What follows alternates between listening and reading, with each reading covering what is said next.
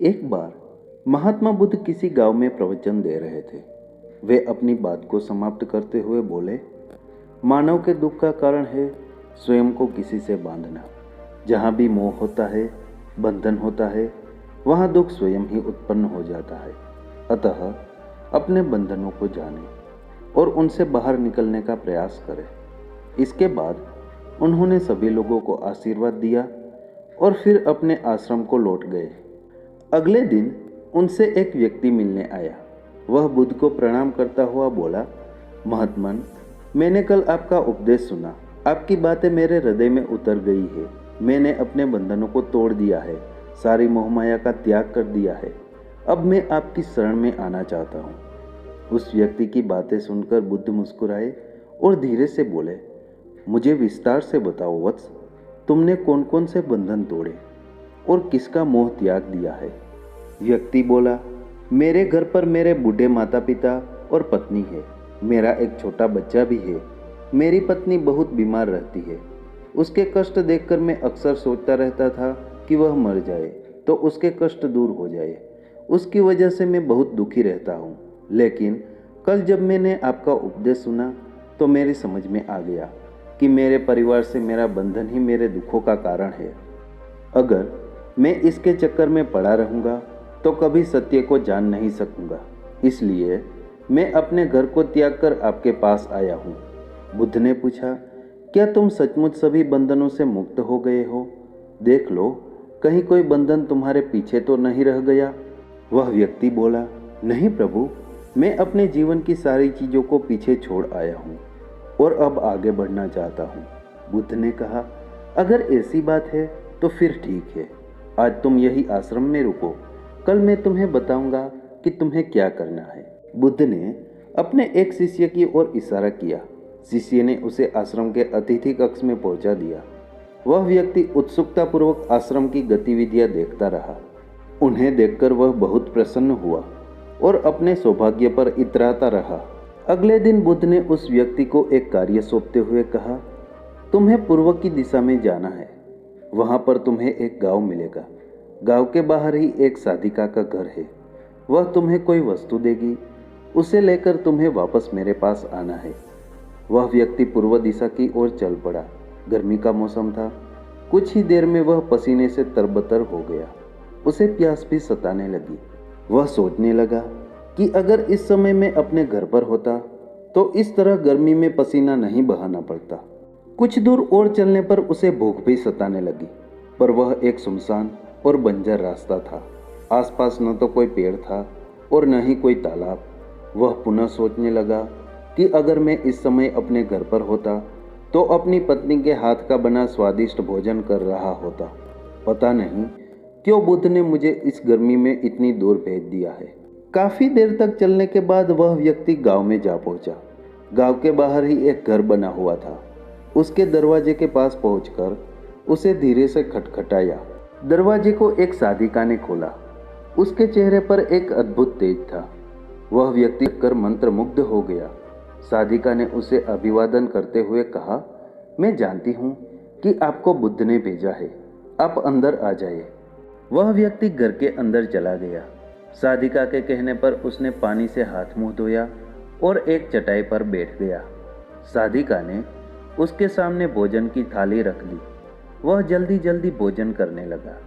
अचानक उस व्यक्ति की नज़र साधिका के पैरों पर पड़ी। उसके पैर बहुत सुंदर थे। वह उन्हें देखता ही रह गया।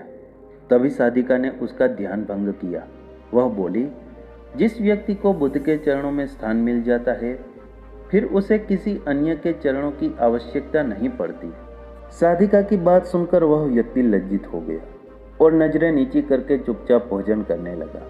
भोजन करने के बाद साधिका ने कहा, आप बहुत दूर से आए हैं, थक गए होंगे, यहीं चटाई पर लेट जाए। वह व्यक्ति बहुत थका हुआ था।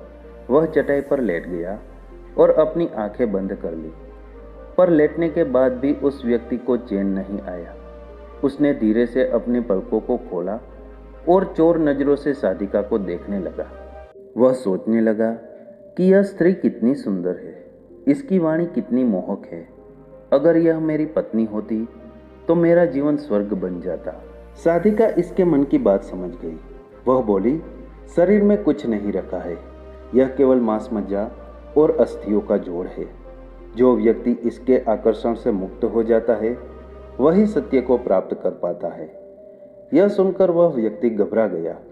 वह चटाई से उठ बैठा और बोला, अब मुझे बुद्ध के पास जाना चाहिए। कृपया आप मुझे वह सामान दे दे जिसके लिए बुद्ध ने कहा था। साधिका ने मुस्कुराकर जवाब दिया, बुद्ध ने आपको जिस कार्य के लिए भेजा था वह पूर्ण हो चुका है। साधिका की यह बात उस व्यक्ति को समझ में नहीं आई। वह दरवाजे की ओर बढ़ चला। दरवाजे के पास पहुंचकर एक क्षण के लिए रुका और पलटकर बोला, क्या आप अंतर्यामी हैं? आपने मेरे मन की बातें कैसे समझ ली? वह स्त्री मुस्कुराते हुए बोली, बुद्ध की कृपा से मैं मोहमाया से ऊपर उठ चुकी हूँ, इसलिए भावनाओं से निर्लिप्त हूँ और किसी के चेहरे को देखकर उसके मन में उठने वाले विचारों को समझ लेती हूँ। उसकी बातें सुनकर वह व्यक्ति एक बार पुनः लज्जित हुआ और सोचने लगा कि जिस स्त्री ने सच्चे मन से मेरा सत्कार किया, मैं उसके बारे में क्या क्या सोचता रहा। उसके बाद वह बुद्ध के आश्रम की ओर लौट पड़ा। आश्रम में पहुंचकर वह व्यक्ति बुद्ध के चरणों में गिर पड़ा और बोला, महात्मन, मुझे क्षमा कर दे, मैं बड़ा पापी हूँ। उसकी बात सुनकर बुद्ध मुस्कुराए और बोले, मैंने तुम्हें साधिका के पास इसलिए भेजा था ताकि तुम अपने आप को देख सको। अब मुझे बताओ, क्या तुम सचमुच मोह माया और बंधन को त्याग चुके हो? वह व्यक्ति कुछ नहीं बोला। वह नजरें नीचे किए चुपचाप खड़ा रहा।